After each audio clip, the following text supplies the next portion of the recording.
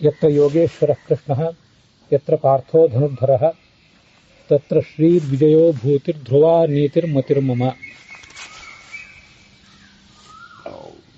ದೂರೇಣ ಹ್ಯವರಂ ಕರ್ಮ ಬುದ್ಧಿಯೋಗ ಧನಂಜಯ. ಬುದ್ಧೌ ಶರಣಮನ್ವಿಚ್ಛ ಕೃಪಣಾಃ ಫಲಹೇತವಃ. ಕೃಷ್ಣ ಅರ್ಜುನನಿಗೆ ಬೋಧನೆ ಮಾಡುವಾಗ ಕರ್ಮ ಮಾಡುವುದರ ಬಗ್ಗೆ ನಿನ್ನ ಕರ್ತವ್ಯ, ನೀನಿರುವ ಹಿನ್ನೆಲೆಯಲ್ಲಿ ನಿನಗೇನು ಕರ್ತವ್ಯ ಬಂದಿದೆ ಅದನ್ನು ಮಾಡುವುದರಲ್ಲಿ ಗಮನ ಇರಲಿ. ಕರ್ಮ ನಾನು ಮಾಡುವಾಗ ನಿರ್ದಿಷ್ಟವಾಗಿ ಇಂಥದೇ ಫಲ ಸಿಗಬೇಕು, ಇಂಥ ದಿವಸವೇ ಸಿಗಬೇಕು, ಹೀಗೆ ಸಿಗಬೇಕು ಅಂತ ಆಗ್ರಹ ಬೇಡ. ಮತ್ತು ಯಾವತ್ತೂ ಕರ್ಮ ಮಾಡದೇ ಇರುವಂತಹ ಆಲೋಚನೆಯೂ ಬೇಡ. ಮನುಷ್ಯ ತನ್ನ ಕರ್ತವ್ಯವನ್ನು ಮರೆಯುವುದು ಕೂಡ ಬೇಡ ಅನ್ನೋದನ್ನು ಹೇಳಿದ. ಯೋಗ ಅಂದ್ರೆ ಏನು? ಸಮತ್ವಂ ಯೋಗ ಉಚ್ಯತೆ ಅಂತ ಈ ಹಿಂದೆ ಹೇಳಿದೆ. ಇವತ್ತು ನಾವು ನೋಡುವ ಶ್ಲೋಕದಲ್ಲಿ ಯೋಗ ಕರ್ಮಸು ಕೌಶಲಂ ಅಂತ ಹೇಳ್ತಾನೆ. ಯೋಗ ಅಂದ್ರೆ ಎರಡು. ನಾವೀಗ ಮಾಡ್ತಿರುವ ಯೋಗ ಇದು ದೈಹಿಕವಾದಂಥ ಯೋಗ. ವಾಸ್ತವಿಕವಾಗಿ ಆಲೋಚನೆ ಮಾಡಿದರೆ ನಾವು ಮಾಡುವಂಥ ಫಿಸಿಕಲ್ ಎಕ್ಸಸೈಸ್, ಆಧುನಿಕ ವ್ಯಾಯಾಮಗಳು ಇತ್ಯಾದಿ ಏನಿವೆ, ಆ ವ್ಯಾಯಾಮಗಳಿಗೆ ಹೋಲಿಸಿದರೆ ಈ ಯೋಗ ಅಂತನ್ನೋದು ಕೇವಲ ದೈಹಿಕ ಅಲ್ಲೇ ಅಲ್ಲ. ಯೋಗ ಅಂತನ್ನುವುದು ಯಾವತ್ತೂ ಮಾನಸಿಕವೇ. ವಾಸ್ತವಿಕವಾಗಿ ತಜ್ಞರಾದವರು ಯೋಗವನ್ನು ಕೂಡ ಸ್ನಾನ ಮಾಡಿ ಮಾಡಬೇಕು ಅಂತ ಹೇಳ್ತಾರೆ. ಯೋಗವನ್ನು ಸ್ನಾನ ಮಾಡಿಯೇ ಮಾಡುವುದರಿಂದ ಲಾಭ ಇದೆ. ಒಂದು, ಮೊದಲನೇದಾಗಿ ದೇಹಕ್ಕೆ ಪಾವಿತ್ರ್ಯ ಸಿಕ್ಕಿರ್ತದೆ.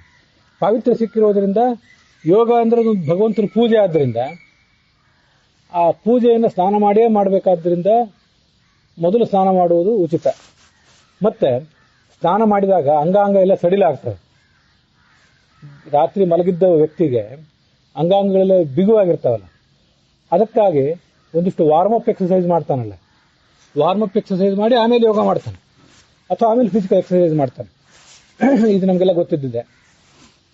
ವಾರ್ಮಪ್ ಎಕ್ಸಸೈಸ್ ಆಯಿತು, ಅದರಂತೆ ಸ್ನಾನನೂ ಮಾಡಿದರೆ ಅದಕ್ಕೆ ಇನ್ನೂ ದೇಹ ಅಂಗಾಂಗಗಳೆಲ್ಲ ಸಡಿಲಾಗಿ ಯೋಗ ಮಾಡಲಿಕ್ಕೆ ಇನ್ನೂ ಹೆಚ್ಚು ಉಪಯುಕ್ತ ಆಗ್ತದೆ. ಆದ್ದರಿಂದ ನಾವು ಮಾಡುವ ಯೋಗಾಸನಗಳಿಗೂ ಕೂಡ ಸ್ನಾನ ಅಂತನ್ನುವುದು ಮೊದಲು ಕಡ್ಡಾಯ. ಅದೊಂದು ವೇಳೆ ಆಗದೆ ಹೋದರೂ ಕೂಡ ಬೆಳಗಾಗಿ ಎದ್ದು ಭಗವಂತ ನಾಮಸ್ಮರಣೆಯನ್ನು ಮಾಡ್ತೀವಲ್ಲ, ಅದು ಕೂಡ ಒಂದು ಸ್ನಾನವೇ. ಅತಿನೀಲ ಘನಶ್ಯಾಮಂ ನಲಿನಾಯತನೋಚನಂ ಸ್ಮರಾಮಿ ಪುಂಡರೀಕಾಕ್ಷಂ ತೇನ ಸ್ನಾತೋ ಭವಾಮ್ಯಹಂ. ಇದು ಧ್ಯಾನ ಸ್ನಾನ ಮತ್ತು ದೈಹಿಕ ಸ್ನಾನ ಅಂತ ಎರಡು ಥರದ ಸ್ನಾನಗಳು. ಈಗ ನಾವು ಮಾಡುವುದೆಲ್ಲ ದೈಹಿಕ ಸ್ನಾನ, ದೇಹದ ಮಲ ತೊಳೆದಿಕ್ಕೆ. ಆದರೆ ಬೆಳಗಾಗಿ ಎದ್ದು ಭಗವಂತನ ಒಂದು ಬಾರಿ ಸ್ಮರಿಸಿದರೆ, ಭಗವಂತನ ಕೃಪಾದೃಷ್ಟಿಗೆ ನಾವು ಪಾತ್ರರಾಗಿದ್ದೀವಿ ಅಂತ ಅನುಸಂಧಾನ ಮಾಡಿದರೆ ಅದು ಒಂದು ಸ್ನಾನನೇ. ಅಂಥ ಸ್ನಾನವನ್ನಾದರೂ ಮಾಡಿ ದೇಹಕ್ಕೆ ತಕ್ಕ ಮಟ್ಟಿನ ಪಾವಿತ್ರ್ಯ ತಂದುಕೊಂಡು ಮುಂದಿನ ಕಾರ್ಯವನ್ನು ಮಾಡಬೇಕು.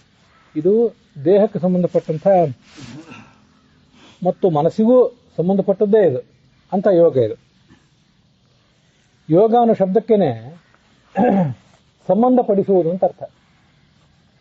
ಉಳಿದ ಕಡೆ ಅದು ಬರೀ ಎಕ್ಸಸೈಸ್ ಅಷ್ಟೇ, ಫಿಸಿಕಲ್ ಎಕ್ಸಸೈಸ್ ಅಷ್ಟೇ. ಅದು ದೇಹಕ್ಕೆ ವ್ಯಾಯಾಮ ಅಷ್ಟೇ. ಕೈ, ಕಾಲು, ಹೊಟ್ಟೆ, ಎದೆ ಮೊದಲಾದ ಅಂಗಗಳನ್ನು ಯಾವ್ಯಾವ ಥರ ಇಟ್ಕೋಬೇಕು ಅಂತನ್ನುವಂಥ ಒಂದು ವ್ಯಾಯಾಮ ಮಾತ್ರ. ಯೋಗ ಅನ್ನೋ ಶಬ್ದಕ್ಕೇನೆ ಸಂಬಂಧ ಅಂತ ಅರ್ಥ. ಸಂಬಂಧ ಯಾವುದಕ್ಕೆ? ಆತ್ಮ, ಒಳಗಿನ ಜೀವಾತ್ಮ, ಮನಸ್ಸು ಮತ್ತೆ ದೇಹ, ಈ ಮೂರಕ್ಕೂ ಸಂಬಂಧವನ್ನ ಆಲೋಚನೆ ಮಾಡಿ ಈ ಜೀವ ಏನಿದ್ದಾನಲ್ಲ ಪ್ರತಿಬಿಂಬ, ಇವನು ಪರಮಾತ್ಮನ ಪ್ರತಿಬಿಂಬನಾಗಿದ್ದಾನೆ, ಪರಮಾತ್ಮ ಬಿಂಬನಾಗಿದ್ದಾನೆ. ಅವನಿಗೆ ನಾವು ಪ್ರತಿಬಿಂಬರಾಗಿದ್ದೇವೆ. ಸೂರ್ಯನಿಗೆ ಹೇಗೆ ಪ್ರತಿಬಿಂಬಗಳು ನೀರಿನಲ್ಲಿ ಕಾಣಿಸ್ತಾವಲ್ಲ, ಹಾಗೆ ನಾವೆಲ್ಲ ಪರಮಾತ್ಮನ ಪ್ರತಿಬಿಂಬರು. ಇದು ಆ ಜೀವಾತ್ಮನಿಗೂ ಪರಮಾತ್ಮನಿಗೂ ಇರುವ ಸಂಬಂಧ ಏನಿದೆಯಲ್ಲ, ಅದು ಯೋಗ. ಯೋಗ ಅಂದ್ರೆ ಜ್ಞಾನವನ್ನು ಗಳಿಸಲಿಕ್ಕೆ ಬೇಕಾದಂಥ ಉಪಾಯ ಅಂತನೂ ಅರ್ಥ ಇದ್ದೇ ಇದೆ. ಈಗ ನಾವು ಹಿಂದೆ ನೋಡಿದ ಒಂದು ಶ್ಲೋಕ, ಇವತ್ತು ನೋಡುವ ಶ್ಲೋಕದಲ್ಲಿ ಯೋಗ ಅಂದ್ರೆ ಸಮತ್ವಂ ಯೋಗ ಉಚ್ಯತೆ. ನಿಶ್ಚಲವಾದ ಸ್ಥಿತಿ, ಸುಖ ದುಃಖ ಇತ್ಯಾದಿಗಳೆಲ್ಲವನ್ನು, ಜೀವನದ ಎಲ್ಲ ಏಳು ಬೀಳುಗಳನ್ನು ಸಮಾನವಾಗಿ ಕಾಣುವ ಮನಸ್ಥಿತಿಯೇ ಯೋಗ. ಇಲ್ಲಿ ಮುಂದಿನ 50ನೇ ಶ್ಲೋಕದಲ್ಲಿ ಒಂದು ಕಡೆ ಹೇಳ್ತಾನೆ, ಯೋಗ ಕರ್ಮಸು ಕೌಶಲಂ. ನಾವೇನು ಕರ್ಮವನ್ನು ಮಾಡ್ತೀವಲ್ಲ, ಬುದ್ಧಿಪೂರ್ವಕವಾಗಿ ಆ ಕರ್ಮವನ್ನು ಮಾಡಬೇಕು. ನಮ್ಮ ಪಾಲಿಗೆ ಬಂದಿರುವ ಕರ್ತವ್ಯವನ್ನ ಪ್ರಾಮಾಣಿಕತನದಿಂದ ಶಕ್ತಿಪೂರ್ವಕವಾಗಿ, ಬೇಕಾಬಿಟ್ಟಿಯಾಗಲ್ಲ, ಪ್ರಾಮಾಣಿಕವಾಗಿ ಶಕ್ತಿಪೂರ್ವಕವಾಗಿ ಎಷ್ಟು ಉತ್ತಮವಾಗಿ ಮಾಡಲಿಕ್ಕೆ ಸಾಧ್ಯವೋ ಅಷ್ಟು ಉತ್ತಮವಾಗಿ ಬುದ್ಧಿಪೂರ್ವಕವಾಗಿ ಮಾಡುವುದಕ್ಕೆ ಯೋಗ ಅಂತ. ಅದಕ್ಕಿಂತ ಮುಂದಿನ ಶ್ಲೋಕ ನಾವೀಗ ನೋಡಬೇಕಾದದ್ದು.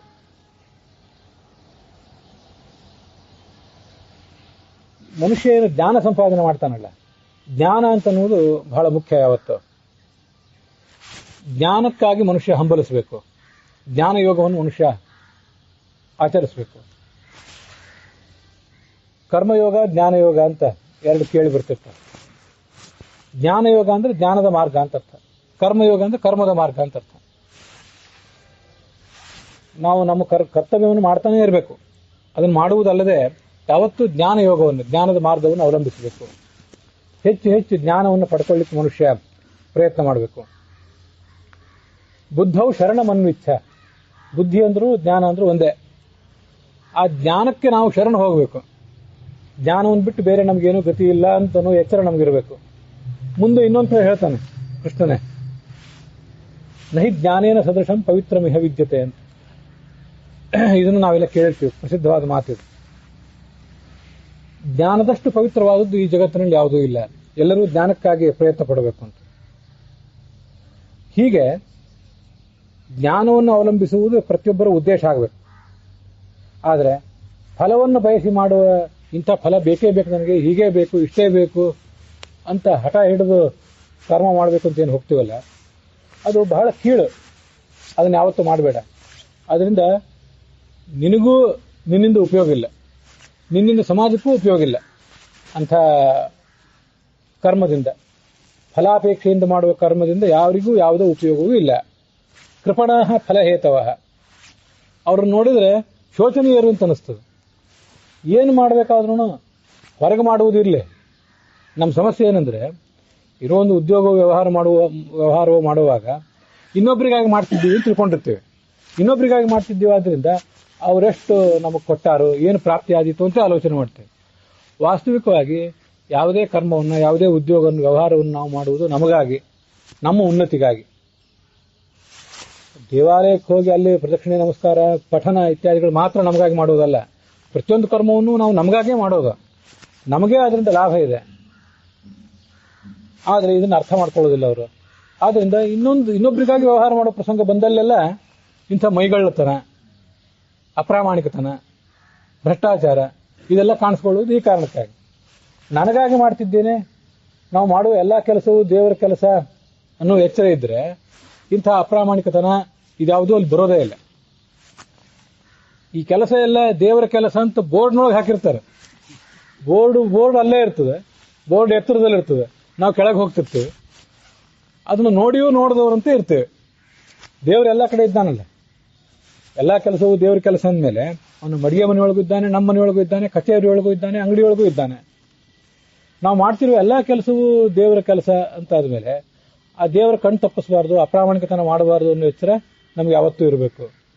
ಇಂಥ ಅಪ್ರಾಮಾಣಿಕತನವನ್ನು, ಫಲ ಬೇಕೇ ಬೇಕು, ಹೀಗೇ ಬೇಕು ಅಂತ ಬಯಸುವವರನ್ನು ಶೋಚನೀಯರು, ಕ್ಷುದ್ರರು ಅನ್ಬೇಕು ಅಂತಾನೆ. ಬುದ್ಧಿಯುಕ್ತೋ ಜಹಾತೀಹ ಉಭೇ ಸುಕೃತ ದುಷ್ಕೃತೆ ತಸ್ಮಾತ್ ಯೋಗಾಯ ಯುಜ್ಯಸ್ವ ಯೋಗ ಕರ್ಮಸು ಕೌಶಲಂ. 50ನೇ ಶ್ಲೋಕ ಇದು. ಹೀಗೆ ಜ್ಞಾನವನ್ನು ಪಡ್ಕೊಳ್ಳುವುದು ನಮ್ಮೆಲ್ಲರದು ಗುರಿ ಆಗಬೇಕು. ಇದ್ದಕ್ಕಿದ್ದಂತೆ ಸಾಕ್ಷಾತ್ಕಾರ ಎಲ್ಲರಿಗೂ ಆಗೋದಿಲ್ಲ. ರಾತ್ರೋರಾತ್ರಿ ಸಾಕ್ಷಾತ್ಕಾರ, ಆತ್ಮ ಸಾಕ್ಷಾತ್ಕಾರ, ಪರಮಾತ್ಮ ಸಾಕ್ಷಾತ್ಕಾರ ಅದು ಒಮ್ಮೆಲೆ ಆಗೋದಿಲ್ಲ. ಬಹಳ ದೀರ್ಘಕಾಲ ಬೇಕದು. ಆದ್ರೂ ಪಠನದ ಮೂಲಕ, ಇನ್ನೊಬ್ರು ಹೇಳಿದ್ದನ್ನು ಕೇಳುವ ಮೂಲಕ ಎಷ್ಟು ಸಾಧ್ಯವೋ ಅಷ್ಟು ಜ್ಞಾನವನ್ನು ಪಡ್ಕೊಳ್ಬೇಕು. ಆವಾಗ ಈ ಪಾಪ ಪುಣ್ಯ ಇವೆಲ್ಲ ದೂರ ಹೋಗ್ತದೆ.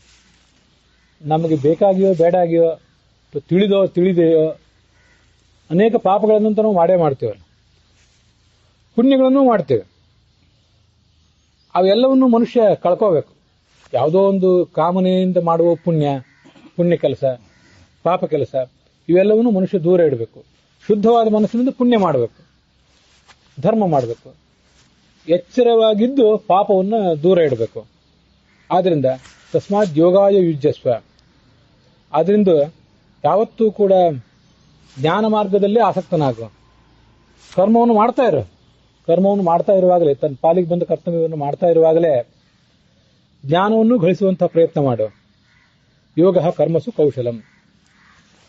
ಕರ್ಮವನ್ನ ತಿಳಿದು ಮಾಡುವುದೇನಿದೆ, ತಿಳುವಳಿಕೆಯಿಂದ ಕೌಶಲದಿಂದ ಮಾಡುವುದೇನಿದೆ, ಅದೇ ಒಂದು ದೊಡ್ಡ ಯೋಗ. ಯಾವುದೋ ಒಬ್ಬ ದೊಡ್ಡ ಬೋಧಕನಾದವನು, ಸಾವಿರಾರು ಜನರಿಗೆ ಬೋಧನೆ ಮಾಡಬೇಕಾದವನು, ಸಮಾಜದ ನೇತ, ಧರ್ಮದ ನೇತ, ಅವನಿಗೆ ಮಾತ್ರ ಈ ಕೌಶಲ್ಯ ಇರಬೇಕಂತಲ್ಲ. ನಾವು ಮಾಡುವ ಪ್ರತಿಯೊಂದು ಕೆಲಸಕ್ಕೂ, ವ್ಯಾಪಾರ ಮಾಡಲಿಕ್ಕೂ ತಿಳುವಳಿಕೆ, ಬುದ್ಧಿವಂತಿಕೆ, ಅನುಭವ ಬೇಕು. ಉದ್ಯೋಗ ಮಾಡ್ಲಿಕ್ಕೆ ಬೇಕು. ಮನೆಯಲ್ಲಿ ಮಾಡುವಂತಹ ಅಡಿಗೆ ಕೆಲಸ, ಕಸ ಗುಡಿಸುವ ಕೆಲಸಕ್ಕೂ ಕೂಡ ತಿಳುವಳಿಕೆ ಅಂತ ಅನ್ನೋದು ಬೇಕೇ ಬೇಕಲ್ಲ. ತಿಳುವಳಿಕೆ ಇಲ್ಲದೇ ಕಾರ್ಯ ಮಾಡ್ಲಿಕ್ಕೆ ಹೋದ್ರೆ ಯಾವ ಕಾರ್ಯವೂ ಕೈಗೂಡೋದಿಲ್ಲ, ಎಲ್ಲಾ ಕೆಲಸವೂ ಹದಗೆಟ್ಟು ಹೋಗ್ತದೆ. ಆದ್ರಿಂದ ತಿಳುವಳಿಕೆಯಿಂದ, ಕೌಶಲ್ಯದಿಂದ ಕೆಲಸ ಮಾಡ್ತಾ ಹೋದ್ರೆ ಎಲ್ಲ ಕೆಲಸವೂ ಕೂಡ ಜ್ಞಾನಕ್ಕೆ ಕಾರಣ ಆಗ್ತದೆ. ಭಗವಂತ ಅದನ್ನು ಗಮನಿಸ್ತಾನೆ. ಕರ್ಮಜಂ ಬುದ್ಧಿಯುಕ್ತಾ ಹಿ ಫಲಂ ತ್ಯಕ್ತಾ ಮನೀಷಿಣಃ ಜನ್ಮ ಬಂಧ ವಿನಿರ್ಮುಕ್ತಾ ಕದಂ ಗಚ್ಚಂತಿ ಅನಾಮಯಂ. ಜ್ಞಾನಿಗಳಾದವರು ಏನ್ ಮಾಡ್ತಾರೆ? ಕರ್ಮದ ಫಲವನ್ನು ಯಾವತ್ತೂ ಬಯಸೋದಿಲ್ಲ. ಜ್ಞಾನ ಮಾರ್ಗದಲ್ಲಿ ಆಸಕ್ತರಾಗಿರ್ತಾರೆ. ಅವರು ಈ ಸಂಸಾರದ ಬಂಧನವನ್ನು, ಬಾಳಿನ ಬಂಧನವನ್ನು ಕಳಿಸ್ಕೋತಾರೆ. ಅವರಿಗೆ ಸಾಧ್ಯ ಆಗ್ತದೆ. ಮತ್ತೆ ಆ ಪರಮಾತ್ಮ ಏನಿದ್ದಾನೆ, ದೋಷ ದೂರನಾದಂತಹ ಪರಮಾತ್ಮ, ಅವನ ಸಾನ್ನಿಧ್ಯವನ್ನು ಇವನು ಪಡಿತಾನೆ. ನಾವು ಈ ಹಿಂದೆ ಇದನ್ನು ಅನೇಕ ಬಾರಿ ನೋಡಿದ್ದೇವೆ. ನಮಗೆ 14 ವರ್ಷ ಆದ ಕೂಡಲೇ ನಮಗೆ ಜವಾಬ್ದಾರಿ ಬರ್ತದೆ. 16, 18ಕ್ಕಲ್ಲ, 14ನೇ ವರ್ಷಕ್ಕೆ ಬಂದು ಬಿಡ್ತದೆ. 14 ವರ್ಷ ಆದ ಬಳಿಕ ಪ್ರತಿ ದಿವಸವೂ, ಪ್ರತಿ ಕ್ಷಣದಲ್ಲೂ ನಾವು ಮಾಡುವ ಕರ್ಮಗಳು ನಮ್ಮನ್ನು ಕಟ್ಟಿ ಹಾಕ್ತವೆ. ಈ ಕರ್ಮಗಳು ಬೀಜ ಇದ್ದಂತೆ. ಈ ಬೀಜಗಳು ಮುಂದಿನ ಸಸ್ಯಕ್ಕೆ ಕಾರಣ ಆಗ್ತವೆ. ಇನ್ನು ಮುಂದಿನ 10 ಜನ್ಮಗಳು ಬರ್ಲಿಕ್ಕೆ ಬೇಕಾದಷ್ಟು ಕರ್ಮಗಳನ್ನ ನಾವು ಮಾಡ್ತೇವೆ. 14 ವರ್ಷ ಆದ್ಮೇಲೆ ಪ್ರಾರಂಭ, ಬೀಜ ಬಿತ್ತುವುದು ಪ್ರಾರಂಭ. ಬೀಜ ಬಿತ್ತಿದ ಮೇಲೆ ಫಲ ತಗೊಳ್ಳೇಬೇಕಲ್ಲ. ಬೀಜ ಬಿತ್ತಿದ ಮೇಲೆ ಅದು ಒಳ್ಳೆ ಕಬ್ಬು, ಮಾವು, ಇಂಥ ಹಣ್ಣುಗಳಿರಲಿ, ಅದನ್ನು ಪಡ್ಕೊಳ್ಳೇಬೇಕು. ಬೀಜ ಬಿತ್ತಿದ ಮೇಲೆ ಅದ್ಯಾವುದೋ ಪಾರ್ಥೇನಿಯಂತಹ ಕ್ಷುದ್ರವಾದ ಕಸ ಇರಲಿ, ಅದನ್ನಾದ್ರೂ ಪಡ್ಕೊಳ್ಳೇಬೇಕಲ್ಲ. ಬೀಜ ಬಿತ್ತಿದ ಅಂದ್ಮೇಲೆ ಅದು ಬರಲೇಬೇಕು. 14ನೇ ವರ್ಷದ ಬಳಿಕ ಜವಾಬ್ದಾರಿ ಬರೋದ್ರಿಂದ ಅವನು ಮಾಡಿದ ಎಲ್ಲಾ ಕೆಲಸಗಳಿಗೂ ಫಲ ಉಣ್ಣುವ ಜವಾಬ್ದಾರಿ ಅವನದೇ ಆಗಿರ್ತದೆ. ಅದನ್ನು ಅನುಭವಿಸಲೇಬೇಕು ಅವನು. ಆದ್ರಿಂದ ಮುಂದಿನ 10 ಜನ್ಮಗಳಿಗೆ ಸಾಕಾಗುವಷ್ಟು ಪಾಪ ಪುಣ್ಯ ಇವನು ಮಾಡ್ತಾನೆ. ಆದ್ರಿಂದ ಯಾವತ್ತೂ ಕೂಡ ಅವನು ಆ ಸಂಸಾರದ ಬಂಧನದಿಂದ ಕಳಿಸಿಕೊಳ್ಳೋದು ಹೇಗೆ ಅನ್ನೋದನ್ನು ಆಲೋಚನೆ ಮಾಡಬೇಕು. ಅದಕ್ಕಿರುವುದು 2 ಮಾರ್ಗ. ಒಂದು ಪ್ರಾಮಾಣಿಕತನದಿಂದ ಕರ್ತವ್ಯವನ್ನು ಮಾಡುವುದು, ಇನ್ನೊಂದು ಜ್ಞಾನವನ್ನು ಪಡೆಯುವುದು. ಜೀವಾತ್ಮ ಜ್ಞಾನ, ಪರಮಾತ್ಮ ಜ್ಞಾನ, ಇದೆಲ್ಲವನ್ನು ಪಡ್ಕೊಳ್ಳೋದು. ಜ್ಞಾನಿಯಾದವನು ಹೀಗೆ ಮಾಡ್ತಾನೆ. ನಮ್ಮದು ಗುರಿ ಅದೇ ಆಗಿರಬೇಕು. ಯದಾತೆ ಮೋಹಕಲಿದಂ ಬುದ್ಧಿರ್ ವ್ಯತಿತರಿಷ್ಯತಿ ತದಾ ಗಂತಾಸಿ ನಿರ್ವೇದಂ ಶ್ರೋತವ್ಯಸ್ಯ ಶ್ರುತಸ್ಯ ಚ. ನಿನ್ನ ಮನಸ್ಸು ಈ ಯಾವತ್ತೂ ಆತ್ಮವಿಮರ್ಶೆ ಮಾಡ್ತಾ ಇರಬೇಕಿದು. ತಪ್ಪು ತಿಳುವಳಿಕೆ ಅಂತ ಅನ್ನೋದು ನಮ್ಮಲ್ಲಿ ಸಹಜವಾಗಿರ್ತದೆ. ಹೇಗೆ ಕಾರ್ಯವನ್ನು ಮಾಡಬೇಕು ಅನ್ನೋ ಎಚ್ಚರ ಇರೋದಿಲ್ಲ. ಒಂದು ತಿಳುವಳಿಕೆಯ ಕೊರತೆ, ಇನ್ನೊಂದು ತಪ್ಪು ತಿಳುವಳಿಕೆ, ಇವೆರಡು ಇರ್ತಾವೆ ನಮ್ಮಲ್ಲಿ. ಇದನ್ನೆಲ್ಲ ಕಳ್ಕೋಬೇಕು. ಜ್ಞಾನ, ಹೆಚ್ಚಿನ ಜ್ಞಾನವನ್ನು ಪಡ್ಕೊಂಡು ನಮ್ಮ ಅಜ್ಞಾನವನ್ನು ಕಳ್ಕೋಬೇಕು. ತಪ್ಪು ತಿಳುವಳಿಕೆಯನ್ನು ದೂರ ಮಾಡ್ಕೋಬೇಕು. ಆಗ ಈ ನಾವೇನು ಹಿಂದೆ ಬೇಕಾದಷ್ಟು ಶ್ರವಣ ಮಾಡಿದ್ದೇವೆ, ಅನೇಕ ಜನ ಮಹಾತ್ಮರನ್ನ ನಾನು ನೋಡೇ ಇದ್ದೇವೆ, ಅವರೆಲ್ಲರ ಮೂಲಕ ಅನೇಕ ಥರದ ಶ್ರವಣ ಮಾಡಿದ್ದೇವೆ, ಈಗೂ ಮಾಡ್ತಿದ್ದೇವೆ, ಮುಂದೂ ಮಾಡ್ತೇವೆ. ಆದರೆ ಈ ಎಲ್ಲ ಉಪದೇಶ ಸಾರ್ಥಕ ಆಗಬೇಕು ಅಂದ್ರೆ ಒಳಗಿರುವ ದುರ್ಬುದ್ಧಿ, ಅಜ್ಞಾನ ಹೋಗಬೇಕು. ಒಂದು ಪಾತ್ರೆ ನಮ್ಮ ಹತ್ರ ಇದೆ. ಪಾತ್ರೆ ಒಳಗೆ ಮೇಲಿನ ಮೇಲೆ ಹಾಲು ಹಾಕ್ತಾನೇ ಇದ್ದೇವೆ. ಹಿಂದೂ ಹಾಲು ಹಾಕಿದ್ದೆವು, ಇವತ್ತು ಹಾಕ್ತೇವೆ, ನಾಳೆಯೂ ಹಾಕ್ತೇವೆ, ಅದನ್ನು ಕುಡಿಯೋರಿದ್ದೇವೆ. ಪಾತ್ರೆಯೇ ಕಲುಷಿತ ಆಗಿದ್ರೆ, ಮಹಾತ್ಮರಾದವರು ಪ್ರವಚನ ಮಾಡಿದ್ರು, ಮಾಡ್ತಾರೆ, ಇನ್ನೂ ಮುಂದೆ ಮಾಡುವವರಿದ್ದಾರೆ. ನಮ್ಮ ಪಾತ್ರೆಯೇ ಕಲುಷಿತ ಆಗಿದ್ರೆ ಅವ್ರೇನ್ ಮಾಡಬೇಕು? ಅದು ಹಸುವಿನ ಹಾಲೇ ಆಗಿರಲಿ, ಮತ್ತೆ ಯಾವುದೇ ಹಾಲಾಗಿರ್ಲಿ, ಕಬ್ಬಿನ ಹಾಲಾಗಿರ್ಲಿ, ನೀರೇ ಇರಲಿ, ನಮ್ಮ ಪಾತ್ರೆಯೇ ಪಾತ್ರ ಅಂದ್ರೆ ಸೆಲ್ಫ್ ಅಂತ ಅರ್ಥ, ನಾನು ಅಂತ ಅರ್ಥ. ಪಾತ್ರ ಅಂದ್ರೆ ಬರೇ ಭಾಂಡ ಅಂತ ಅರ್ಥ ಅಲ್ಲ, ಸೆಲ್ಫ್ ಅಂತ ಅರ್ಥ. ಇದು ಸಂಸ್ಕೃತದ ವೈಶಿಷ್ಟ್ಯ. ನಮ್ಮ ಪಾತ್ರವೇ ಶುದ್ಧ ಇಲ್ಲದೆ ಹೋದ್ರೆ ಇನ್ನು ಅದ್ರೊಳಗೆ ಏನು ಹಾಕಿ ಏನು ಉಪಯೋಗ? ಖಾಲಿನೇ ಇಡಬೇಕಷ್ಟೇ ಅದನ್ನು. ಆದ್ರಿಂದ ನಮ್ಮ ಪಾತ್ರವನ್ನು ಸ್ವಚ್ಛವಾಗಿ ಇಟ್ಕೊಳ್ಳೋದು ನಮ್ಮ ಕೆಲಸ. ಆವಾಗ ಅವರು ಮಹಾತ್ಮರು ಕೊಟ್ಟ ಬೋಧನ, ಮುಂದೆ ಕೊಡಲಿರುವ ಬೋಧನ ಅದೆಲ್ಲ ಸಾರ್ಥಕ ಆಗ್ತದೆ. ಇಲ್ಲದೆ ಹೋದ್ರೆ ವ್ಯರ್ಥ ಆಗಿಬಿಡ್ತದೆ ಅದೆಲ್ಲ. ಶ್ರುತಿ ವಿಪ್ರತಿಪನ್ನಾತೆ ಯದಾ ಸ್ಥಾಸ್ಯತಿ ನಿಶ್ಚರ ಸಮಾಧಾ ವಚಲಾ ಬುದ್ಧಿ ತದಾ ಯೋಗಮವಾಪ್ಸಿಸಿ. ಶಾಸ್ತ್ರದಲ್ಲಿ ಮನುಷ್ಯ ಏನ್ ಮಾಡಬೇಕು ಏನ್ ಮಾಡಬಾರದು ಅಂತ ಅನ್ನೋದನ್ನು ಸ್ಪಷ್ಟವಾಗಿ ಹೇಳೇ ಇದ್ದಾರೆ. ಆದರೆ ಅದನ್ನ ನೀನು ಅಂದ್ರೆ ಅರ್ಜುನ ಸರಿಯಾಗಿ ಅರ್ಥ ಮಾಡ್ಕೊಂಡಿರಲಿಲ್ಲ. ಯಾವುದೋ ಗೊಂದಲಕ್ಕೆ ಗುರಿಯಾಗಿದ್ದೆ. ಕೃಷ್ಣ ಹೇಳ್ತಿದ್ದಾನೆ. ಅರ್ಜುನನನ್ನು ನಿಮಿತ್ತವನ್ನಾಗಿ ಮಾಡಿಕೊಂಡು ನಮಗೂ ಎಲ್ಲರಿಗೂ ಕೂಡ ಅವನು ಹೇಳ್ತಾನೆ ಇದ್ದಾನೆ. ಆಗ ನೀನು ನಿನ್ನ ಕರ್ತವ್ಯವನ್ನು ಪ್ರಾಮಾಣಿಕತನದಿಂದ ಮಾಡಿ ಜ್ಞಾನವನ್ನು ಪಡ್ಕೊಂಡ್ರೆ ಆಗ ನಿನ್ನ ಹೊಯ್ದಾಟ, ಆ ಗೊಂದಲ ಎಲ್ಲ ಕಡಿಮೆ ಆಗ್ತದೆ. ಮತ್ತೆ ತದಾ ಯೋಗಮವಾಪ್ಸಿಸಿ. ಈಗ ನಮಗೆಲ್ಲರಿಗೂ ಇಂಥ ಯೋಗ ಸಾಧ್ಯ ಆಗೋದಿಲ್ಲ. ನಾವೆಲ್ಲ ಏನು ಮಾಡ್ತೀವಿ, ದೇವರ ಎದುರಿಗೆ ಕೂತ್ಕೊಂಡು ಕೆಲವು ಕ್ಷಣಗಳ ಕಾಲ, ಕೆಲವು ನಿಮಿಷಗಳ ಕಾಲ ಧ್ಯಾನ ಮಾಡಬೇಕು ಅಂತ ಪ್ರಯತ್ನ ಮಾಡ್ತೇವೆ. ವಸ್ತುತಃ ಧ್ಯಾನ ಮಾಡಬೇಕು ಎಲ್ಲರೂ ಕೂಡ. ಯಾವುದೋ ಇಲ್ಲಿ ಯೋಗಾಸನದಲ್ಲಿ ಕೂತ್ಕೊಂಡಾಗ ಮಾತ್ರ ಮಾಡಬೇಕು, ಯಾರೋ ಕೆಲವರು ಮಾಡಬೇಕು ಅಂತಲ್ಲ. ಪಂಡಿತರು ಮಾಡಬೇಕು, ಪಾಮರರು ಮಾಡಬೇಕು, ಮಹಾತ್ಮರು ಮಾಡಬೇಕು, ನಮ್ಮಂಥ ಅಲ್ಪಾತ್ಮರು ಮಾಡಬೇಕು. ಎಲ್ಲರೂ ಧ್ಯಾನ ಮಾಡಲೇಬೇಕು. ಧ್ಯಾನ ಮಾಡಲಿಕ್ಕೆ ಗೊತ್ತಿಲ್ಲ ಅಂತ ಅನ್ಬಾರ್ದು. ಧ್ಯಾನ ಮಾಡುವುದು ಬಹಳ ಸರಳವಾದ ಸಂಗತಿ.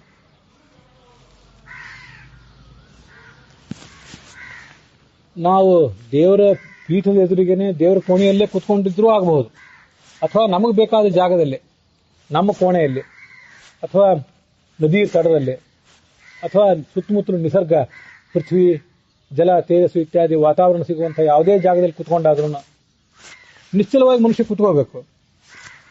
ಬೆನ್ನು ಹುರಿ ಸ್ಥಿರವಾಗಿರಬೇಕು. ಅದು ಒಂದು ಆಸನ. ಆ ಕೂತ್ಕೊಂಡೆ ಒಂದು ಬಾರಿ ಕಣ್ಣು ಮುಚ್ಚಬೇಕು. ಒಳಗೆ ನಮಗೊಂದು ಇಷ್ಟವಾದ ದೈವ ಇದೆಯಲ್ಲ, ಅದನ್ನು ಧ್ಯಾನಿಸಬೇಕು. ಹಿಂದೆ ಅದನ್ನು ನಾವು ಅನೇಕ ಬಾರಿ ನೋಡೇ ಇದ್ದೀವಿ, ಅದೇನು ಹೊಸದಲ್ಲ. ಎಂ ಶೈವ ಸಮುಪಾಸತೆ ಶಿವ ಐತೆ. ಅವನನ್ನೇ ಶಿವ ಅಂತಾರೆ ಕೆಲವರು. ವೇದಾಂತಿಗಳು ಅವನನ್ನೇ ಬ್ರಹ್ಮ ಅಂತಾರೆ. ಅರ್ಹನ್ ನಿತ್ಯತ ಜೈನ ಶಾಸನ ರಥಾಹ. ಅವನನ್ನೇ ಅರ್ಹನ್ ಅಂತ ಕೆಲವರು ಅಂತಾರೆ, ಬುದ್ಧ ಅಂತ ಕೆಲವರು ಅಂತಾರೆ. ಮೀಮಾಂಸಕರು ಅವನನ್ನೇ ಕರ್ಮ ಅಂತಾರೆ. ಬೌದ್ಧರು ಅವನನ್ನೇ ಬುದ್ಧ ಅಂತಾರೆ. ಮತ್ತೆ ಅಲ್ಲೇತಿ ಮಹಮ್ಮದಾಹ, ಅವನನ್ನೇ ಕೆಲವರು ಅಲ್ಲಾಹ ಅಂತಾರೆ. ಇನ್ನು ಕೆಲವರು ಅವನನ್ನೇ ಕರ್ತ ಅಂತಾರೆ. ಇರೋನೊಬ್ಬ, ಆ ದೇವರನ್ನ ನೆನಪಿಸ್ಕೊಳ್ಳೋ ಪ್ರಯತ್ನ ಮಾಡಬೇಕು. ನಮ್ಮ ಪರಂಪರೆ, ನಮ್ಮ ಸಿದ್ಧಾಂತದಲ್ಲಿ ಅದು ಹೊಂದಾಣಿಕೆ ಆಗೋದಾದ್ರೆ ಅವನು ರೂಪ ಕಾಣಬೇಕು. ರೂಪವುಳ್ಳ ಭಗವಂತನನ್ನು ಕಾಣುವುದು ನಮಗೆ ಬೇಡ ಅಂತಿದ್ರೆ, ನಿರಾಕಾರನಾದ ಭಗವಂತನನ್ನು ಕಾಣಬೇಕು ಅಂತಿದ್ರೆ, ನಾವು ಕಣ್ಣು ಮುಚ್ಚಿ ಕೂತ್ಕೊಂಡು ನಿರಾಕಾರನಾದ ಭಗವಂತನನ್ನಾದರೂ ನೆನಪಿಸ್ಕೋಬೇಕು. ನಮ್ಮ ದೇಶದೇ ಧರ್ಮಗಳು, ಕೆಲವು ವಿದೇಶಿ ಧರ್ಮಗಳು ಯಾವುದೇ ಆಗಲಿ, ಕೆಲವು ಭಗವಂತನ ನಿರಾಕಾರ ಅಂತವೆ, ಕೆಲವು ಸಾಕಾರ, ಆಕಾರ ಉಳ್ಳವನು ಅಂತಂತವೆ. ಅದರ ಗಾಢವಾದ ಚರ್ಚೆ, ಆಳವಾದ ಮಂಥನ ಅದೆಲ್ಲ ಆ ಕಡೆ ಇರಲಿ. ಎಲ್ಲದ್ರದ್ದು ತಾತ್ಪರ್ಯ ಒಂದಾಗಿರ್ತದೆ ಸರಿಯಾಗಿ ಅರ್ಥ ಮಾಡ್ಕೊಂಡ್ರೆ. ಅಂತೂ ಅಂಥ ಭಗವಂತನನ್ನ, ನಾವು ನೋಡಿರುವ ಜಗತ್ತಿಗಿಂತ ತೀರಾ ವಿಭಿನ್ನನಾದ ಭಗವಂತನನ್ನ ಕಾಣುವ ಪ್ರಯತ್ನ ಮಾಡಬೇಕು. ಇದು ಬಹಳ ಹೊತ್ತಾಗಲಿಕ್ಕಿಲ್ಲ ನಮಗೆ. ಕೆಲವು ಕ್ಷಣ, ಕೆಲವು ನಿಮಿಷ ಅಷ್ಟೇ ನಮಗೆಲ್ಲ ಸಾಧ್ಯ. ಮಹಾತ್ಮರಾದ ಋಷಿಗಳು ನಿಮಿಷಗಳ ಗಟ್ಟಲೆ, ಗಂಟೆಗಳ ಗಟ್ಟಲೆ ಹಾಕಿ ಕೂತಿರ್ತಾರೆ. ಹೊರಗಿಂದ ಅವರನ್ನು ಯಾರಾದ್ರೂ ಹಿಂಗೆ ಕಿವಿದು ಎಬ್ಬಿಸಿದ್ರು ಅವ್ರಿಗೇನು ಗೊತ್ತಾಗೋದಿಲ್ಲ. ಸುತ್ತಮುತ್ತಲು ಪ್ರಖರವಾದ ಬಿಸಿಲು, ಮಳೆ, ಗಾಳಿ ಇದಿದ್ರೂ ಅವ್ರಿಗೆ ಎಚ್ಚರ ಆಗೋದಿಲ್ಲ. ಇದನ್ನೆಲ್ಲ ನಾವು ಪುರಾಣಗಳಲ್ಲಿ ಕೇಳಿರ್ತೇವೆ. ಅದನ್ನು ಸಮಾಧಿ ಸ್ಥಿತಿ ಅಂತ ಕರೀತಾರೆ. ಆ ಸಮಾಧಿ ಸ್ಥಿತಿ ನಮಗೆ ಹೋಲಿಕೆ ಆಗದೇ ಇರಬಹುದು. ಆದರೂ ಭಗವಂತನ ಕುರಿತಾಗಿ ಧ್ಯಾನ ಮಾಡುವುದನ್ನ, ಆ ಧ್ಯಾನ ಮಾಡುವ ಸಂದರ್ಭದಲ್ಲೇ ನಮಗೆ ಬೇಕಾದ ನಾಮವನ್ನ, ಭಗವಂತನನ್ನ ಸ್ತೋತ್ರ ಮಾಡಲಿಕ್ಕೆ ಉಪಯೋಗ ಮಾಡಬೇಕು. ಆ ನಾಮವನ್ನ ಅಥವಾ ಹಿನ್ನೆಲೆಯಲ್ಲಿ ನಾವೇ ನಾಮ ಉಚ್ಚಾರ ಮಾಡದೆ ಹೋದ್ರು ಹಿನ್ನೆಲೆಯಲ್ಲಿ ಯಾವುದಾದ್ರೂ ನಾಮ ನಮ್ಮ ಕಿವಿಗೆ ಬೀಳ್ತಾ ಇರುವಂತೆ ನೋಡ್ಕೊಳ್ಬೇಕು. ಹೀಗೆ ಮಾಡಿದ್ರೆ ಯೋಗ ಮವಾಪ್ಸಿಸಿ. ಆಗ ನೀನು ಯೋಗದ ಮೆಟ್ಟಲನ್ನು ಒಂದೊಂದಾಗಿ ಏರಿದಂತೆ. ಗುರಿ ಯಾವುದಾಗಿರ್ಬೇಕು ಅಂದ್ರೆ ಸಮಾಧಿ. ಅದು ಈಗಾಗದೇ ಇರಬಹುದು. ದೊಡ್ಡ ದೊಡ್ಡ ಯೋಗಿಗಳಿಗೂ ಕೂಡ ಒಂದೇ ದಿವಸದಲ್ಲಿ ಅದಾಗಿಲ್ಲ, ಅನೇಕ ದಿವಸಗಳೇ ಆಗಿವೆ ಅವರಿಗೂ. ಎಷ್ಟೋ ಕಾಲವನ್ನು ಸಾಧನೆ ಮಾಡಿ ಕಳೆದು ಆಮೇಲೆ ಈ ಸ್ಥಿತಿಗೆ ಅವರು ತಲುಪಿದ್ದಾರೆ. ಆಗ ಅರ್ಜುನ ಕೇಳ್ತಾನೆ, ಸ್ಥಿತಪ್ರಜ್ಞಸ್ಯ ಕಾ ಭಾಷಾ ಸಮಾಧಿಸ್ಥಸ್ಯ ಕೇಶವ ಚಿತಧೀ ಕಿಂ ಪ್ರಭಾಷೇತ ಕಿಮಾಸೀತ ವ್ರಜೇತ ಕಿಂ. ಭಗವಂತನ ಸಮಾಧಿಯನ್ನು ತಲುಪುವುದು ನಮ್ಮ ಗುರಿ ಅಂತ ಹೇಳಿದೆಯಲ್ಲ, ಅದು ಭಗವಂತನ ಸಮಾಧಿಯನ್ನು ತಲುಪಿದವನನ್ನ ಸ್ಥಿತಪ್ರಜ್ಞ ಅಂತ ಕರೀತಾರೆ. ಸ್ಥಿತಪ್ರಜ್ಞ ಅಂದ್ರೆ, ಪ್ರಜ್ಞಾ ಅಂದ್ರೆ ಬುದ್ಧಿ, ಸ್ಥಿತ ಅಂದ್ರೆ ಸ್ಥಿರವಾಗಿರೋದು ಅಂತ ಅರ್ಥ. ನಮ್ಮ ಬುದ್ಧಿ ಹೊಯ್ದಾಡ್ತಿರ್ತದೆ, ಗೊಂದಲಕ್ಕೀಡಾಗಿರ್ತದೆ. ಅವನ ಬುದ್ಧಿ ಸ್ಥಿರವಾಗಿರ್ತದೆ. ಇಂಥ ಗೊಂದಲಗಳಿಗೆ ಅದು ಗುರಿ ಆಗೋದಿಲ್ಲ. ಅವನನ್ನು ಸ್ಥಿತಪ್ರಜ್ಞ ಅಂತಾರೆ. ಸರಿ, ಆ ಸ್ಥಿತಪ್ರಜ್ಞ ಅಂತ ನಾನು ಕೇಳಿದ್ದೀನಿ ಅಂತಾನೆ ಅರ್ಜುನ. ಅವನು ಸುಧಾ ದೊಡ್ಡ ಜ್ಞಾನಿಯೇ. ನಮಗೂ ಸ್ಥಿತಪ್ರಜ್ಞ ಅಂತೆಲ್ಲ ಕೇಳಿ ಗೊತ್ತಿದೆ. ಯಾರು ನಮ್ಮೂರಲ್ಲೊಬ್ರು ಮಹಾತ್ಮರಾಗಿದ್ರು, ಅವರು ಸ್ಥಿತಪ್ರಜ್ಞರಾಗಿದ್ರು ಅಂತ ಕೇಳಿ ಗೊತ್ತಿದೆ. ಸ್ಥಿತಪ್ರಜ್ಞನ ಲಕ್ಷಣ ಏನು? ಅವನು ನಮ್ಮಂತೆ ಮಾತಾಡ್ತಾನೇನು? ಅವನು ಇರ್ತಾನೆ ಹೇಗೆ? ಹೋಗ್ತಾನ, ಬರ್ತಾನ, ಉಣ್ತಾನ, ಮಲಗ್ತಾನ? ಅವನ ಬಗ್ಗೆ ಒಂದಿಷ್ಟು ಹೇಳು ಅಂತ. ಆಗ ಕೃಷ್ಣ ಹೇಳ್ತಾನೆ, ಸ್ಥಿತಪ್ರಜ್ಞನಾಗುವುದು ನಮ್ಮದು ಎಲ್ಲರದು ಕರ್ತವ್ಯನೇ. ಆದರೂ ಮೂಲತಃ ಸ್ಥಿತಪ್ರಜ್ಞರಾದವ್ರು ಹೇಗಿರ್ತಾರೆ, ಈಗಾಗಲೇ ಆ ಸ್ಥಿತಿಯನ್ನು ತಲುಪಿದವರು ಹೇಗಿರ್ತಾರೆ ಅಂದ್ರೆ, ಪ್ರಜಹಾತಿ ಯದಾ ಕಾಮಾನ್ ಸರ್ವಾನ್ ಪಾರ್ಥ ಮನೋಗತಾನ್ ಆತ್ಮನ್ಯೇವ ಆತ್ಮನಾ ತುಷ್ಟ ಸ್ಥಿತಪ್ರಜ್ಞ ತದೋಚ್ಯತೆ. ಮನಸ್ಸಿನಲ್ಲಿರುವ ಬಯಕೆಗಳನ್ನೆಲ್ಲ ದೂರ ಇಟ್ಟಿರ್ತಾನೆ. ನಮಗೆ ಬೆಳಗಾಗಿ ಎದ್ದು ಕೂಡಲೇ ಬಯಕೆಗಳು ನಮ್ಮನ್ನು ಮುತ್ತುತ್ತವೆ. ನಮ್ಮ ಪರಿಸ್ಥಿತಿ ಹೇಗಿರ್ತದೆ? ಬಯಕೆಗಳು ನಮ್ಮನ್ನು ಮುತ್ತುತ್ತವೆ. ಆ ಬಯಕೆಗಳು ನಮ್ಮನ್ನು ಕಿತ್ತು ತಿಂತವೆ. ಭಾಗವತದಲ್ಲಿ ಒಂದು ಶ್ಲೋಕ ಕೇಳಿದ್ರೆ ನೆನಪಿಗೆ ಬರ್ತದೆ. ಒಬ್ಬ, ಎಲ್ಲರೂ ನಾವು ಏಕಪತ್ನಿ ವ್ರತತ್ವವನ್ನೇ ಅವಲಂಬಿಸಿದ್ದೇವೆ. ಕೆಲವರು ಬಹುಪತ್ನಿ ಉಳ್ಳವರಾಗಿದ್ದರೆ ಅವ್ರ ಸ್ಥಿತಿ ಹೇಗಿರ್ತದೆ ಒಂದ್ಸರಿ ಆಲೋಚನೆ ಮಾಡಬೇಕು. ಒಬ್ಬ ಹೆಂಡತಿಯನ್ನೇ ನಿಭಾಯಿಸ್ಲಿಕ್ಕೆ ಆಗ್ತಿರೋದಿಲ್ಲ ನಮಗೆ. ನಾನಾ ಥರದ ಕಿರಿಕಿರಿಗಳು ಇರ್ತಿರ್ತವೆ. ಇಬ್ಬರು ಹೆಂಡಂದ್ರು, 3 ಜನ, 5 ಜನ, 10 ಜನ, 11 ಜನ ಹೆಂಡತಿಯರೇನಾದ್ರೂ ಇದ್ರೆ ಅವನ ಗತಿ ಏನಾಗಿರ್ತದೆ? ಬಹ್ವೆ ಸಪತ್ನೈವ ಗೇಹಪತಿಂ ಲುನಂತೀರ್. ಅವರೆಲ್ಲ ಸೇರಿ ಇವನನ್ನು ಹೇಗೆ ಕಿತ್ತು ತಿಂತಾರೋ ಹಾಗೆ ನಮ್ಮನ್ನು ಕಿತ್ತು ತಿನ್ನುವವರಿದ್ದಾರೆ. ಯಾರು ಅಂದ್ರೆ, ನಾವು ಕಟ್ಟಿಕೊಂಡ ಹೆಂಡತಿ ಒಬ್ಬಳೇ, ಆದ್ರೆ ನಮ್ಗೆ ಕಿತ್ತು ತಿನ್ನುವ 11 ಜನ ಹೆಂಡತಿಯರಿದ್ದಾರೆ. ಅವ್ರು ಯಾರು ಅಂದ್ರೆ 5 ಕರ್ಮೇಂದ್ರಿಯ, 5 ಜ್ಞಾನೇಂದ್ರಿಯ ಮತ್ತು 1 ಮನಸ್ಸು. ಇದು ಮನಸ್ಸು. ಜ್ಞಾನೇಂದ್ರಿಯಗಳು ಅಂದ್ರೆ ಕಿವಿ, ಕಣ್ಣು, ಮೂಗು, ನಾಲಿಗೆ ಮತ್ತು ಚರ್ಮ. ಇವು 5 ಜ್ಞಾನೇಂದ್ರಿಯ. ಇವುಗಳಿಂದ ನಮಗೆ ಜ್ಞಾನ ಲಭಿಸ್ತದೆ. ಕರ್ಮೇಂದ್ರಿಯ ಅಂದ್ರೆ ನಾಲಿಗೆ, ಮಾತಾಡೋ ನಾಲಿಗೆ. ನಾಲಿಗೆ ಒಳಗೆ 2, ರಸವನ್ನು ತಿಳ್ಕೊಳ್ಳೋ ಭಾಗ ಒಂದಿರ್ತದೆ, ಮಾತಾಡ್ಲಿಕ್ಕೆ ಉಪಯೋಗ ಆಗೋ ಭಾಗ ಇನ್ನೊಂದು. ಈ 2 ಕೆಲಸ ನಾಲಿಗೆ. ಮತ್ತೆ ಕೈ, ಪಾದ, ಮೂತ್ರ ವಿಸರ್ಜನೇಂದ್ರಿಯ, ಮಲ ವಿಸರ್ಜನೇಂದ್ರಿಯ. 5 ಕರ್ಮೇಂದ್ರಿಯ. ಇದರಿಂದ ಜ್ಞಾನ ಬರೋದಿಲ್ಲ, ಕೆಲಸ ಮಾತ್ರ ಮಾಡ್ತೇವೆ. 5 ಕರ್ಮೇಂದ್ರಿಯ, 5 ಜ್ಞಾನೇಂದ್ರಿಯ, 1 ಮನಸ್ಸು. 11 ಹೆಂಡಂದ್ರು ಇದ್ದಾರೆ ನಮ್ಗೆಲ್ಲರಿಗೂ ಕೂಡ. ಇದು ಕಾನೂನಿಗೆ ವಿರುದ್ಧ ಏನಲ್ಲ. ಯಾವ ಜಾತಿ ಜನಾಂಗಕ್ಕೂ ಈ ಬಹುಪತ್ನಿತ್ವ ವಿರುದ್ಧ ಅಲ್ಲ. ಇದ್ರ ಮೇಲೆ ಯಾರು ಕೇಸ್ ಹಾಕುವಂತನೂ ಇಲ್ಲ. ನಮ್ಮ ಹೆಂಡತಿಯು 11 ಜನ ಗಂಡದನ್ನ ಹೆಂಡತಿಯನ್ನು ಯಾಕೆ ಕಟ್ಕೊಂಡಿದ್ದೀರಿ ಅಂತ ತಗಾದೆ ತೆಗೆಯುವಂತನೂ ಇಲ್ಲ. ಇವರೆಲ್ಲರೂ ನಮಗೆ ಕಿತ್ತು ತಿಂತಾ ಇದ್ದಾರೆ ದಿವಸ. ಹೇಗೆಂದ್ರೆ, ಜಿಹ್ವೈಕತಃ ಅಮುಮ ಅಪಕರ್ಷತಿ ಮಾ ವಿತೃಪ್ತ. ನಾಲಿಗೆ ಬಾ ಅದನ್ನ ತಿನ್ನೋಣ ಇದನ್ನ ತಿನ್ನೋಣ ಅಂತ ಎಳೆದಾಡ್ತಿದೆ ಈ ಜೀವನ. ಮುಂದೆ ಘ್ರಾಣೇಂದ್ರಿಯ, ಅದನ್ನ ಯಾವುದೋ ಮೂಸೋಣ ಬಾ ಅಂತ ಅದು ಕರೀತಾ ಇದೆ. ಮತ್ತೆ ಎಲ್ಲ ಕರ್ಮೇಂದ್ರಿಯ, ಅಲ್ಲಿ ಹೋಗೋಣ, ಇದನ್ನ ತಗೊಳ್ಳೋಣ, ಯಾರು ಏನಾದ್ರು ಕೊಡೋರಿದ್ರೆ ಕೊಡೋದು ಮೊದಲು ಬರ್ಲಿ, ಮೊದಲು ತಗೊಳ್ಳೋದು ಬರ್ಲಿ ನಮ್ಮ ಕಡೆ, ಕೊಡೋದು ಆಮೇಲೆ ಅಂತ ವಿಚಾರ ಮಾಡ್ತಿರ್ತದೆ. ಕೈ ಎಲ್ಲೋ ಹೋಗೋಣ ಅಂತ ಇದು ಕಾಲು ವಿಚಾರ ಮಾಡ್ತದೆ. ಮತ್ತೆ ಈ ಮಲ ವಿಸರ್ಜನೇಂದ್ರಿಯ, ಮೂತ್ರ ವಿಸರ್ಜನೇಂದ್ರಿಯ, ಅವು ನಾನಾ ಥರದ ಸುಖಗಳನ್ನೆಲ್ಲ ಬಯಸ್ಬೇಕು ಅಂತ ಕೇಳಬೇಕು ಅಂತ ಬಯಸ್ತಿರ್ತವೆ. ಶ್ರವಣೇಂದ್ರಿಯ ಏನನ್ನೋ ಕೇಳಬೇಕು ಅಂತ ಬಯಸ್ತಿರ್ತದೆ. ಇವೆಲ್ಲ ಹೀಗೆ ಬಯಸಿ ಬಯಸಿ ನಾನಾ ಥರದ ಬಯಕೆಗಳನ್ನ ನಮ್ಮಲ್ಲಿ ಹುಟ್ಟಾಕಿ ಆ ಕಡೆ ಸೆಳ್ಕೊಂಡು ಹೋಗ್ತವೆ. ಸುಮ್ಮನೆ ಇವ್ರು ಕೂತಿದ್ರು ಕೂಡ್ಲಿಕ್ಕೆ ಬಿಡೋದಿಲ್ಲ. ಅವನು ದೊಡ್ಡ ದೊಡ್ಡ ಋಷಿಗಳನ್ನೂ ಅವು ಸುಮ್ಮನೆ ಬಿಡಲಿಲ್ಲ. ಈ 11 ಎಲ್ಲೆಲ್ಲೋ ಎಳ್ಕೊಂಡು ಹೋದವು. ಎಷ್ಟೋ ವರ್ಷ ಆದ್ಮೇಲೆ ಅಯ್ಯೋ ನಾನು ಏನ್ ಮಾಡಿದೆ ಅಂತ ಅವ್ರಿಗೆ ಎಚ್ಚರ ಆಗ್ಬೇಕಾಯ್ತು. ಅಂಥದ್ರಲ್ಲಿ ಸಾಮಾನ್ಯರನ್ನ ಬಹ್ವೆ ಸಪತ್ನೈವ ಗೇಹಪತಿಂ ಲುನಂತಿ. ಆ ಸವತಿಯರು, ಸಪತ್ನಿ ಅಂತ ಸವತಿ, ಅವರು ಗೃಹಸ್ಥನನ್ನ, ಮನೆಯ ಒಡೆಯನನ್ನ ಹೇಗೆ ಕಿತ್ತು ತಿಂತಾರಲ್ಲ ನನಗಿದು ಬೇಕು, ನನ್ನ ಮಕ್ಕಳಿಗೆ ಇದು ಬೇಕು, ಅವ್ರಿಗೆ ಯಾಕೆ ಅದನ್ನ ಕೊಟ್ರಿ ಅಂತಿರ್ತಾರಲ್ಲ, ಹಾಗೆ ಈ 11 ಇಂದ್ರಿಯಗಳು ನಮ್ಮನ್ನು ಯಾವತ್ತೂ ಕೂಡ ಕಿತ್ತು ತಿಂತಿರ್ತವೆ ಅಂತ ಶಾಸ್ತ್ರ ಹೇಳಿದೆ. ಇವು ಬಯಕೆಗಳು. ಆ ಬಯಕೆಗಳನ್ನು ದೂರ ಇಡಬೇಕು. ಭಗವಂತನಲ್ಲಿ ಮನಸ್ಸಿಡಬೇಕು, ತೃಪ್ತನಾಗಿರ್ಬೇಕು. ಆತ್ಮನ್ಯವ ಆತ್ಮನ ತುಷ್ಟ. ನಾವೀಗ ನಮಗೀಗ ಏನೋ ತೃಪ್ತಿ ಅಂತ ಬರಬೇಕು ಅಂತಿದ್ರೆ ಆತ್ಮತೃಪ್ತಿ ಅಲ್ಲ ಇದು, ಹೊರಗಿಂದಲೇ ತೃಪ್ತಿ ಬರಬೇಕು. ತಿಂದು ತಿಂದು ಸಾಕಾದಾಗ ಇನ್ನು ತಿನ್ಲಿಕ್ಕೆ ಆಗೋದಿಲ್ಲ ಅದಂತೂ ತೃಪ್ತಿ. ನಮಗೆ ಸಾಕಾಗಿದೆ ಅಂತಲ್ಲ, ಹೊಟ್ಟೆಯೊಳಗೆ ಜಾಗ ಇಲ್ಲ, ನಾಲಿಗೆಗೆ ಸಾಕಾಗಿದೆ, ಅದರಿಂದ ನಮಗೆ ತೃಪ್ತಿ ಅಷ್ಟೆ. ನೋಡಿ ನೋಡಿ ಯಾವುದೋ ಹುಟ್ಟದ್ದನ್ನೇ ಹುಟ್ಟು, ತೊಟ್ಟದ್ದನ್ನೇ ತೊಟ್ಟು ನಮಗೆ ತೃಪ್ತಿ ಅಷ್ಟೆ. ಆ ತೃಪ್ತಿ ಬೇಡ, ನಮಗೆ ಆತ್ಮತೃಪ್ತಿ ಆಗಬೇಕು. ಭಗವಂತನನ್ನು ಕಂಡಾಗ ಆಗುವ ಸಮಾಧಾನ, ನಾವು ಏನು ಅಂತ ನಮ್ಮನ್ನು ತಿಳ್ಕೊಂಡಾಗ ಆಗುವ ಸಮಾಧಾನ ಆಗಬೇಕು. ಅಂಥವನನ್ನು ಸ್ಥಿತಪ್ರಜ್ಞೆ ಅಂತಾರೆ.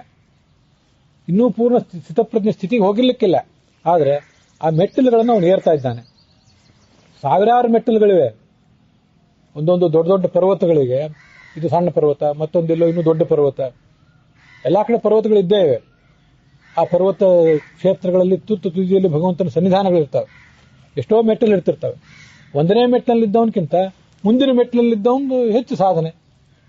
ಪೂರ್ಣ ಹೋಗಿಲ್ಲದೆ ಇರಬಹುದು, ಆದರೂ 1ಕ್ಕಿಂತ 10 ದೊಡ್ಡದು, 10ಕ್ಕಿಂತ 100 ದೊಡ್ಡದೇ ಅಲ್ಲ. ಹಾಗೆ ಮನುಷ್ಯ ಸ್ಥಿತಪ್ರಜ್ಞನಾಗುವಂತಹ ಪ್ರಯತ್ನ ಮಾಡಬೇಕು. ಅಂತಹ ಪ್ರಯತ್ನವನ್ನು ನೀನು ಮಾಡುವಂತ ಅರ್ಜುನನಿಗೆ ಕೃಷ್ಣ ಹೇಳ್ತಿದ್ದಾನೆ. ಅರ್ಜುನನನ್ನು ನಿಮಿತ್ತ ಮಾಡಿಕೊಂಡು ನಮಗೂ ಕೂಡ ಹೇಳ್ತಿದ್ದಾನೆ. ಮುಂದೆ ಅವನು ಮತ್ತು ಏನನ್ನು ಹೇಳುವನಿದ್ದಾನೆ ಆ ಸ್ಥಿತಪ್ರಜ್ಞನ ಕುರಿತಾಗಿ ಅನ್ನೋದನ್ನ ಮುಂದಿನ ಭಾಗದಲ್ಲಿ ನೋಡೋಣ.